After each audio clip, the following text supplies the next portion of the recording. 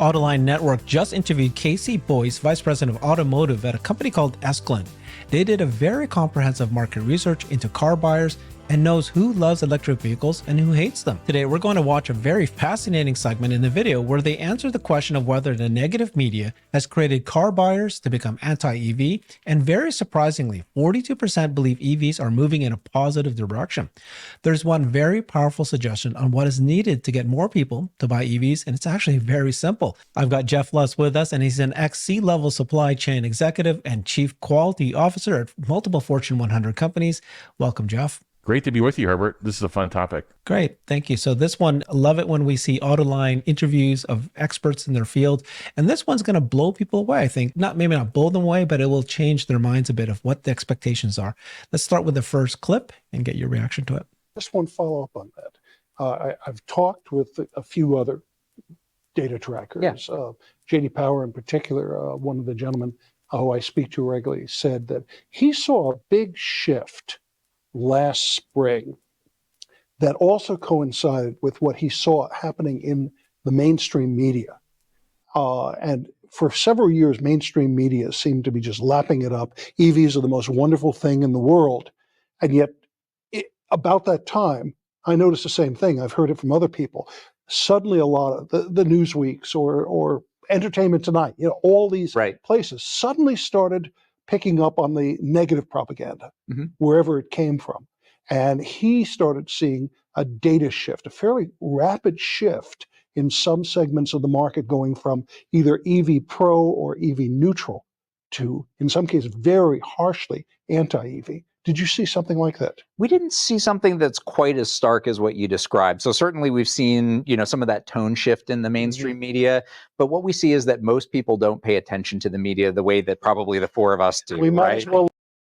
That is true. And it sounds like he did comprehensive market research on this. It's good news.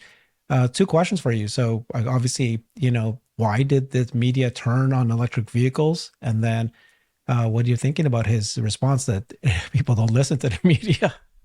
Yeah, I have a mixed response. So a couple of things. We remember what happened over a year ago.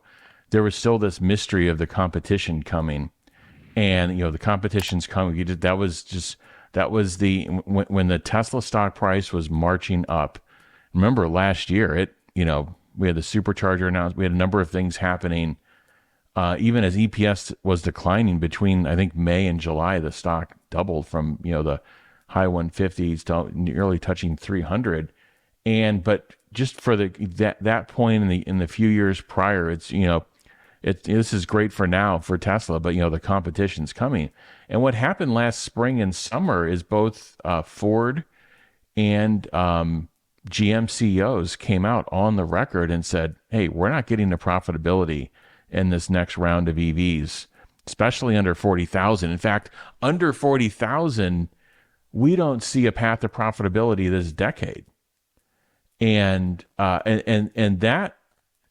all of a sudden, they latched on the Tesla for the supercharger support, which saved them hundreds of millions of dollars of capital investment. So they basically Big Auto went in the capital preservation mode.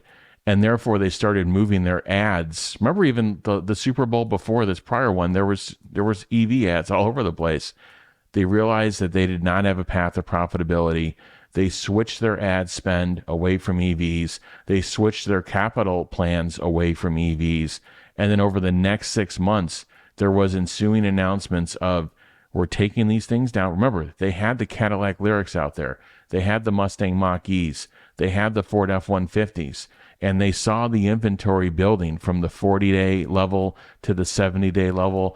And by the end of the year, we were at 120 days of non-Tesla EV inventory in North America. And then they started with the hybrid thing of like, hey, we're going to go bigger on this hybrid thing.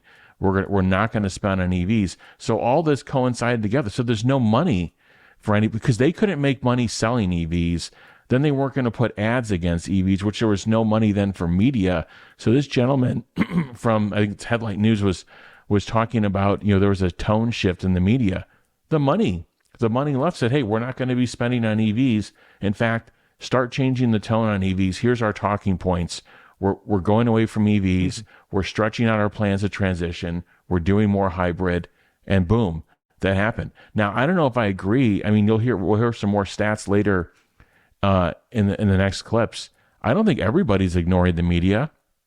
A lot of people in my family and friends, I hear them reciting these same media talking points. So I don't think everybody's ignoring the media, but certainly us in kind of this EV world and X world, we're a little bit more wrapped up in it. But that's why I was kind of screaming from the rooftops last year every time there was a hit piece or kind of a on-air media attack on Tesla, and it all did coincide with them realizing we can't build these things profitably.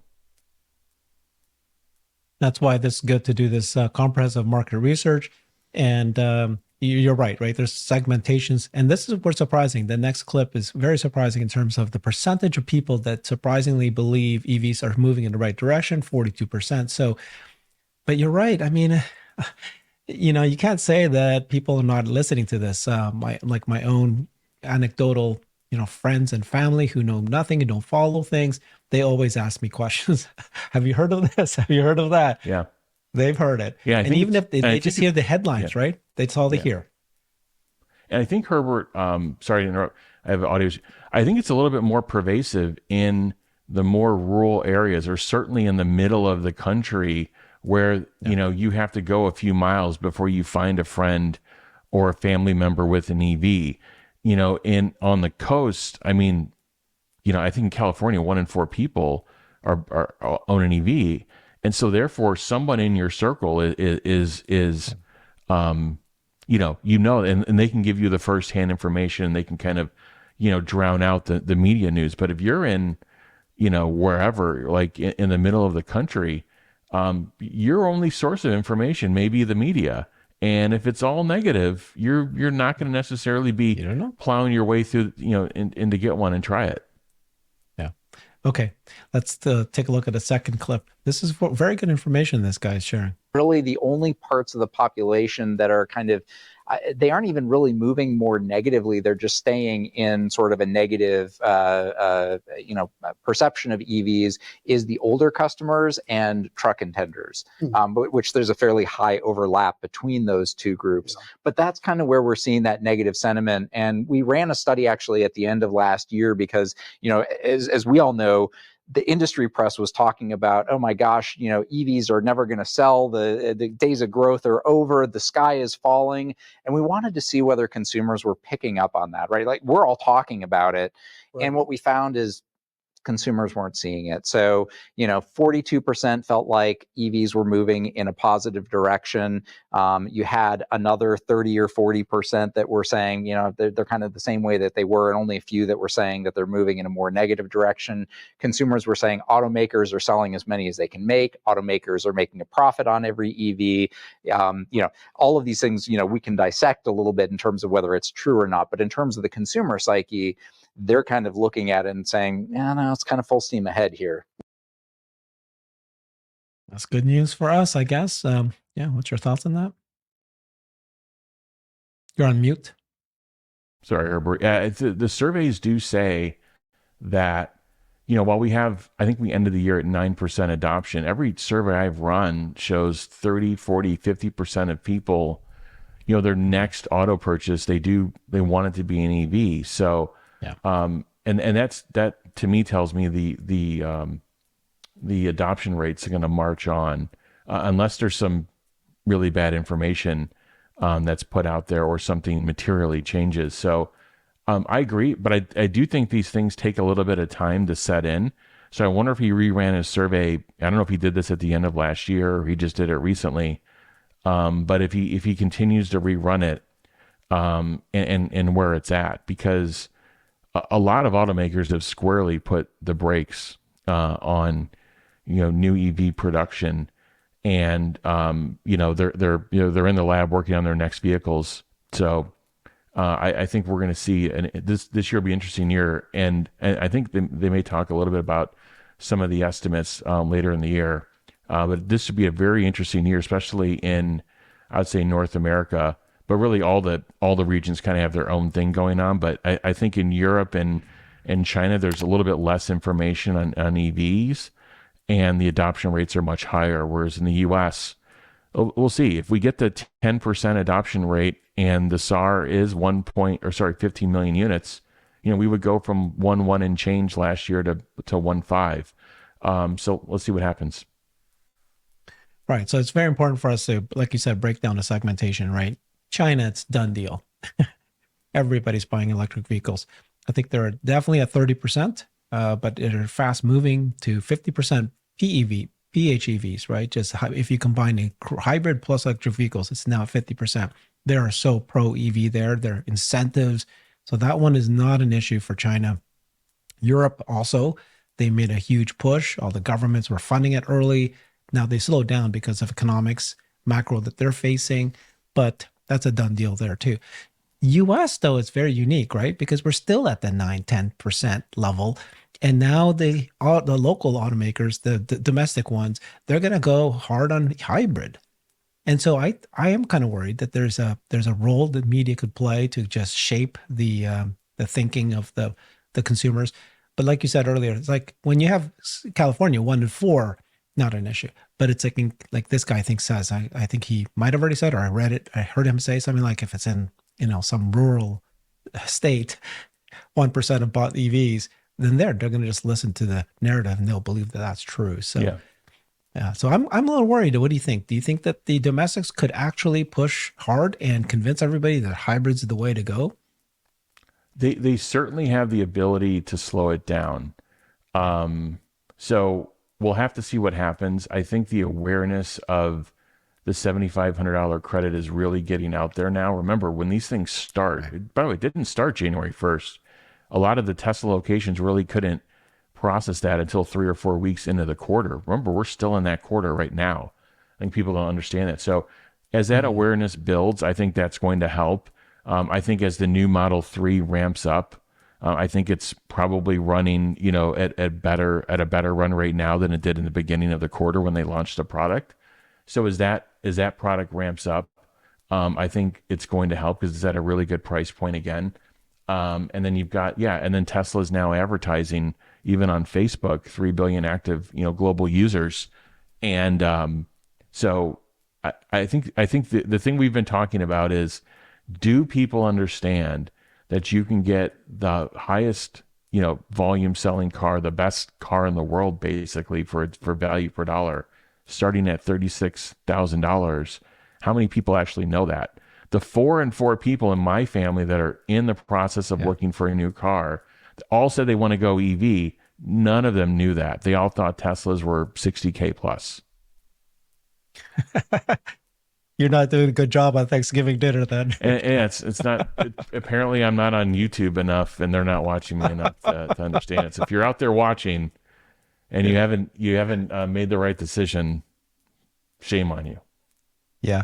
So, I mean, obviously, what we're seeing about electric vehicles in general, we know the domestics are pushing hard to slow it down, but doesn't mean that they're going to be able to impact Tesla. And the nice thing about Tesla is they are going to start advertising. They will. We're seeing signs of it. They're just going to start increasing that. So we'll see what happens there. Let's take a look at the next clip, which I thought was very, very powerful information that they share here. On this show. Now, this is in the Detroit area. I can't say another. I know 3 people whose dealerships tried to talk them out of buying an EV. In fact, in one case, refused to even order an EV for a customer who wanted to buy one. Right. And yet we did over 1 million units last year. Right. So what happens if dealers say, hey, let's try to sell these things? Right, exactly. And I think, again, one of the things that we see in terms of the consumer dynamic is that when you know someone with an EV, that has a big impact on your intent to buy. And so that's why I said in certain areas of the country, you look at California where, a quarter of new vehicle sales are EVs, pretty sure you're going to know someone, right? As opposed to North Dakota where it's, never 1% or something like that. Right. So, yeah. So you're touching on something which I think is a pretty interesting phenomenon. Power and a couple others have said that there's a distinct difference with your contact with either an EV or an EV owner. Mm-hmm. I can't remember the exact percentages, but within the last 6 months, Power came out with a number. It showed that if you have had serious experience with an EV, you've driven it, maybe you previously owned it, you may know people, you are, if you will, up here. Yeah. If you have ridden in an EV, but have never driven it, you drop. And if you have no experience with an EV, you're slightly above ground level. Right. Are you seeing the same thing? And so is one of the important things for the industry, if that's true, finding a way to get butts and seats. That is exactly what we suggest is butts and seats, because we're seeing the same thing. And Yeah, what do you think, Jeff?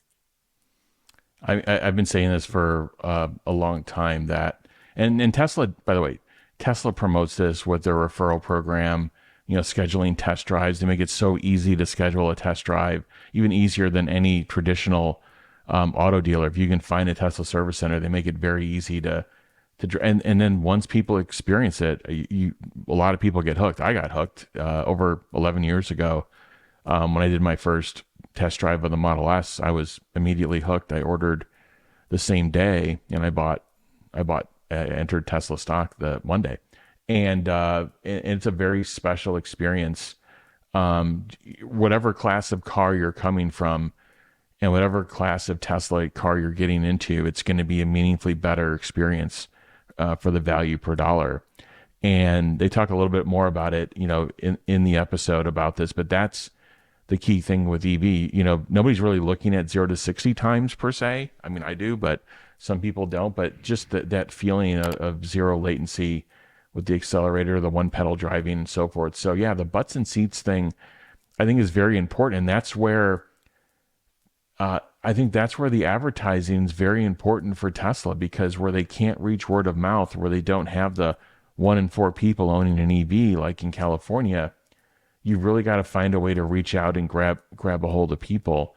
And I don't know. I think they have to continue to explore this and figure out how to do that, because there's a lot of people that just have no exposure to EVs, and and then there's even political segmentation around EVs as well, where people almost kind of refuse to even expose themselves to it just based on what they hear. So Tesla's at a point, and we've been saying this again. I'm not an ad expert, a marketing expert.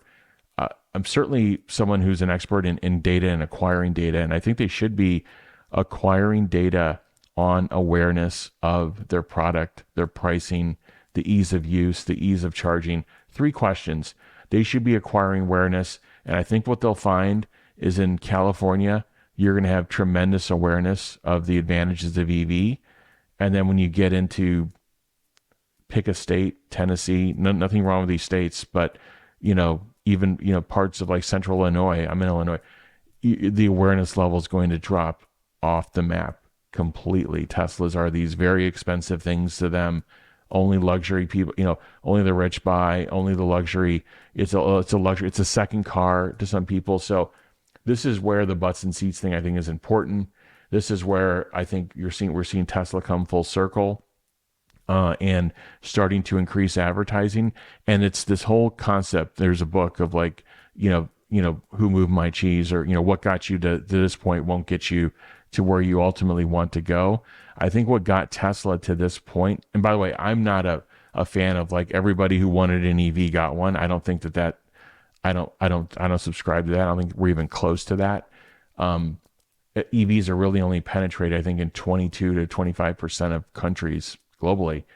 But I do think we're at a point now where there are going to be places where word of mouth isn't going to reach, and Tesla is going to have to figure out how to get the word out on pricing, ease of use, performance, and really the value per dollar you get. It's not even close, getting a Model Y at $36K versus a comparable ICV. So I think that's where we're at. You take a look at this table that I found, this chart, this graph.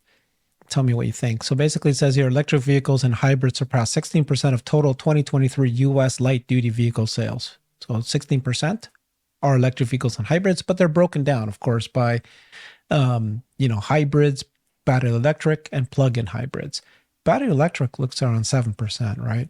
BEVs.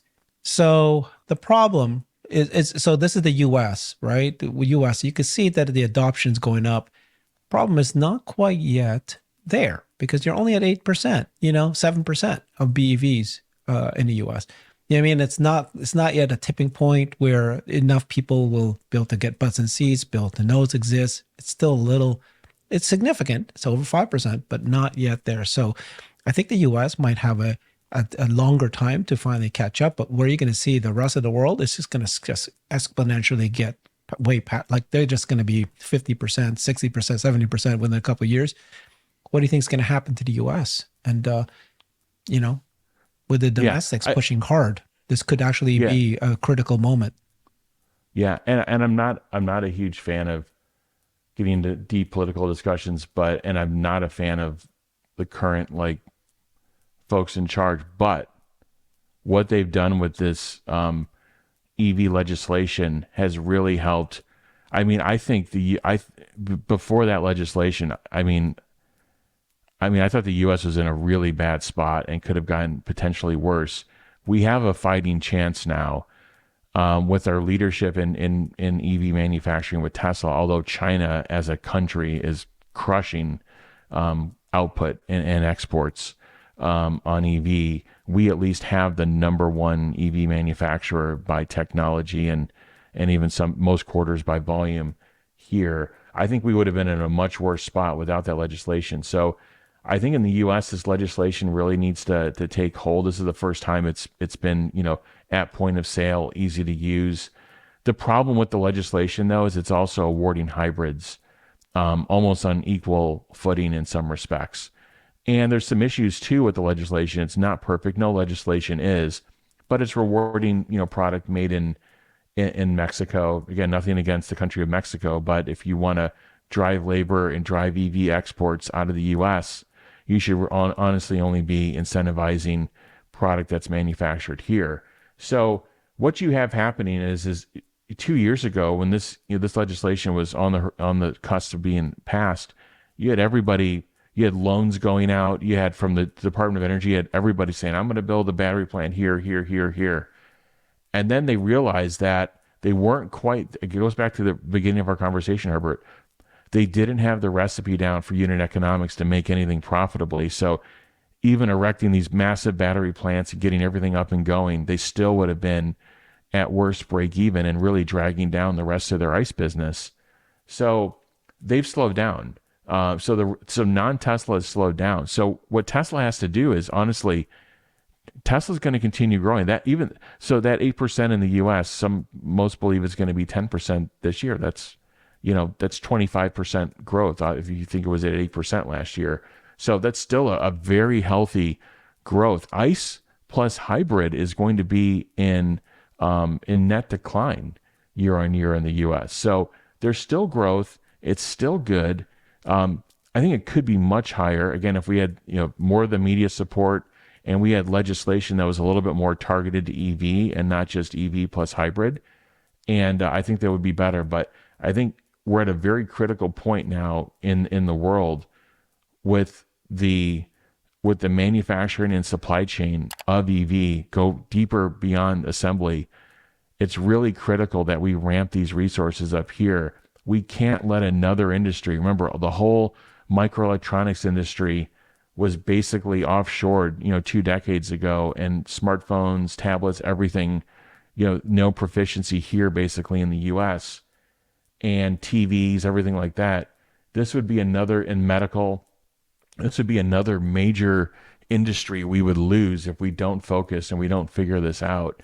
So unfortunately, I'm not a big fan of the government helping here in situations, but I think it's going to be needed for the non-Tesla participants to continue pushing forward and to continue pushing this EV adoption curve forward. If we go to 10% this year and we get to 12% or 13% the following year, I still think we're on a good rate. We're just going to be, we're going to be at half the adoption rate of China, for example, and well behind Europe. But as long as it's growing, and it's growing at a rate, I think over 20 or 30%, I still think we're in good shape. But yeah, everything matters here. The awareness piece, the political piece, all this stuff matters. And then really Tesla continue to maintain its leadership position. I think it's really important. What do you think about this concept that, of course, this what we've been discussing all show here is electric vehicles versus ICE cars, right? How much better electric vehicles, educating the consumers. But actually, it's like, think even bigger than that. It's now autonomy. And with Tesla releasing the Cybertruck, which is, more and more cars, more Cybertrucks out there, and everybody's taking a look what this is.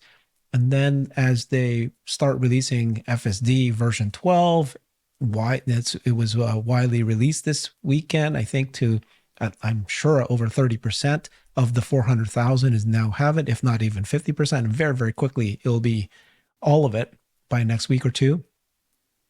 That's the conversation is going to start changing. It's like, oh my God, have you heard that these cars can start driving itself a little bit better than it's ever been able to do? What do you think the impact is for FSD and for Cybertruck, for Tesla specifically, its growth, even if the narrative against EV is hampered? A lot. It's going to, Cybertruck is going to solidify that category can be EV. I think Rivian shipped a decent product. I think the F-150 electric, it costs too much, but it's a decent product. But I think the Cybertruck is just going to solidify that component, which is one of the top selling components in the US, can be not only participate, from an EV perspective, but actually dominated. And I think when Tesla gets this, so Tesla did need new models.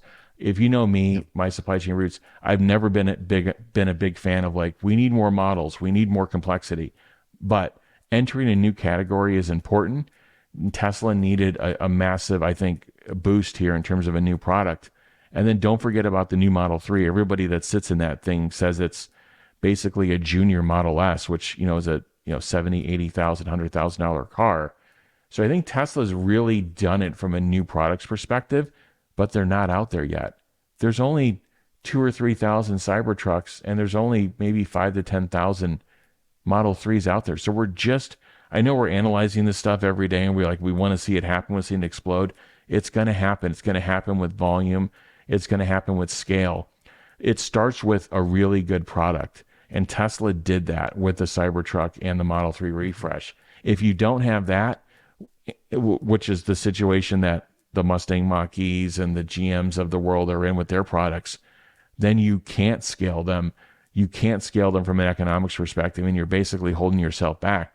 The only thing holding Tesla back is just solving these problems and getting the product to scale. Everybody wants these products. So I do think those products are going to help both from a domestic and an export perspective.